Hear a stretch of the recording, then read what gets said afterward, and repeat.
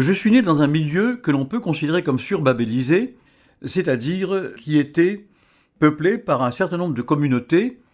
usagères de langues tout à fait différentes les unes des autres. Dans le cas particulier, puisque c'était Carthage, le port et la plage de Tunis, à l'inverse de ce que c'est dans Salammbô, quand Flaubert est venu avec son yoche personnel, car il s'était enrichi grâce à ses productions, il a trouvé le contraire de ce qui était le cas lors de ma naissance, c'est-à-dire une relativement importante agglomération urbaine qui était Carthage, et une banlieue musulmane et qui commençait de s'européaniser, qui était Tunis. Au moment de ma naissance, c'était l'inverse. Par conséquent, dans cet ensemble, disons cette conurbation Carthage-Tunis, c'est l'ensemble des plages qui vont jusqu'à Gamart et à d'autres sites intéressants sur le plan archéologique pour la civilisation punique. Il y avait un certain nombre de communautés. Il y avait les Tunisiens d'origine qui parlaient déjà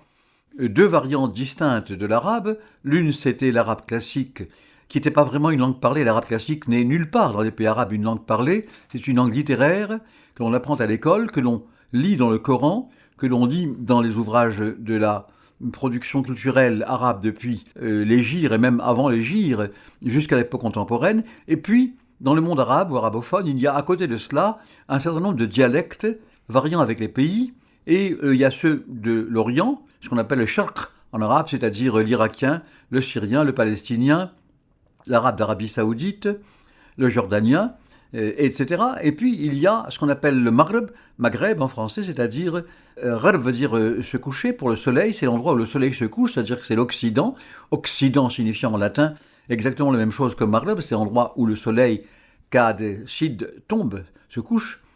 C'est l'endroit où je suis né, et là encore il y avait des différences entre les 3 ou les 4 ou les 5 même dialectes différents si l'on compte la Mauritanie, la Libye, l'Égypte et les 3 pays, ça en fait 6 même, d'Afrique du Nord que sont le Maroc, de droite à gauche ou de ouest en est, l'Algérie et la Tunisie. Bon, c'est dans ce contexte que je suis né. Mais à côté de cette babélisation déjà propre au monde arabophone lui-même, il y avait des communautés juives importantes, dont celle de mes parents, qui parlaient un dialecte judéo-arabe avec un certain nombre de mots hébreux, mais pour l'essentiel sur une racine arabe. Il y avait les francophones, parce que la Tunisie était déjà, depuis le traité du Pardo en 1881, un protectorat français. La France avait donc étendu sa présence coloniale en Algérie, à l'est et à l'ouest, c'est-à-dire en Tunisie et au Maroc. Et du coup, du fait que sa culture, à travers ses écoles, son enseignement, ses lycées, s'est répandu très vite, les gens des classes aisées, en général la bourgeoisie, pas les gens d'origine plus modeste, qui avaient différentes raisons de ne pouvoir fréquenter l'école, ce qui était un luxe, étaient exposés aux Français, qui par conséquent, dans sa variante coloniale et puis dans sa variante littéraire à travers les ouvrages classiques que l'on étudie dans les écoles, avaient une forte présence en Tunisie lors de ma naissance. C'est la raison pour laquelle, comme dans d'autres familles de la bourgeoisie juive francisée, le français, je peux le mentionner comme étant ma langue maternelle, mais j'ai d'autres langues maternelles, le français n'est pas vraiment ma seule langue maternelle, c'est seulement celle dans laquelle je m'exprime à l'écrit le plus aisément, pour des raisons très simples qui sont liées à la pédagogie, c'est celle dans laquelle j'ai appris durant ma scolarité au lycée à exprimer ma pensée d'une façon littéraire, on va dire, en relation avec un registre écrit. Mais je suis également locuteur d'une langue qui est quasiment ma deuxième langue maternelle, qui est l'italien. Il y avait en effet, comme vous en persuade un simple examen de la carte et l'observation de la Sicile, dont les côtes par beau temps sont visibles à partir des côtes tunisiennes de l'extrême est de la Tunisie, il y avait un très grand nombre d'Italiens, ou plus précisément de Siciliens, et ils avaient deux tropismes essentiels. Les uns étaient gens de maison, les autres étaient musiciens. Dans ma famille, il y a eu les deux. Mes parents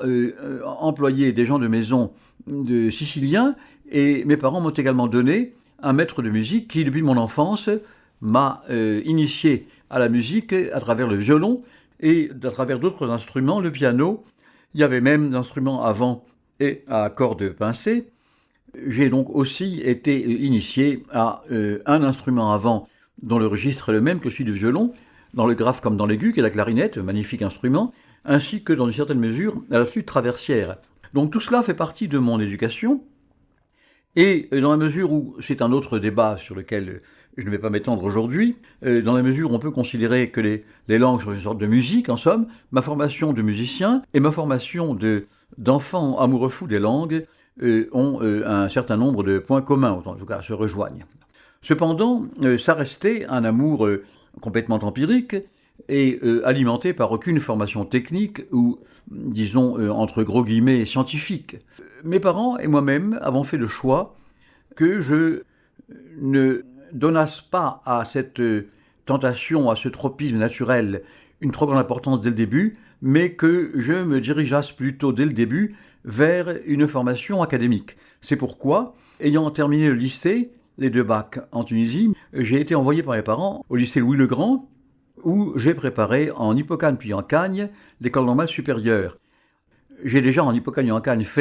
continué de faire, comme je l'avais fait dans le secondaire, beaucoup de latin et beaucoup de grec classique, mais déjà, mon amour des langues se manifestait par le fait que j'ai demandé au proviseur de Louis le Grand de nous procurer un professeur de grec moderne, car j'avais appris qu'il y avait un pays, la Grèce, dans laquelle on parle encore une langue qui, à travers beaucoup de transformations tout de même, est dans la continuité directe du grec classique depuis plus de 3000 ans, sinon plus de 4000 ans, et que par conséquent, cela m'intéressait parce que c'est une langue vivante. Je pratiquais naturellement le grec, je faisais tout le temps avec mes excellents professeurs de grec pour préparer Normal Sup, et plus tard pour préparer l'agrégation à Normal Sup, les grands tragiques, je faisais de l'Échille, du Sophocle, de l'Euripide, le grand comique Aristophane, les philosophes, Platon, Aristote, les historiens, Démosthène, Isocrate, Lysias, etc. J'étudiais donc les textes classiques des grands auteurs grecs, bien connus de ceux qui ont eu une formation à l'hellénisme, mais tout en étant allé jusqu'à l'agrégation de lettres classiques, je suis donc agrégé de lettres classiques comme c'était normalement le cas pour toutes les promotions de Normal Sup à ce moment-là, et comme je pense que c'est encore le cas aujourd'hui pour ceux qui ont une formation littéraire. Aussitôt après, et après le service militaire, ma passion des langues a connu une très forte résurgence. En d'autres termes, sans que je puisse dire que la prolongation de mes études très classiques à travers l'agrégation de lettres et le séjour à Normal Sup de la rue d'Ulm soit une interruption complète de ce qui était ma vraie vocation, on peut dire que c'est une césure qui a pris quelques années, mais qui n'a pas empêché que, aussitôt après l'agrégation, sans aller faire d'enseignement dans des lycées, comme j'aurais pu ou dû le faire comme il est normal. Nous espérons que vous avez apprécié cet aperçu. Pour continuer à écouter ce livre audio sur Google Play Livres, utilisez le lien dans la description de la vidéo.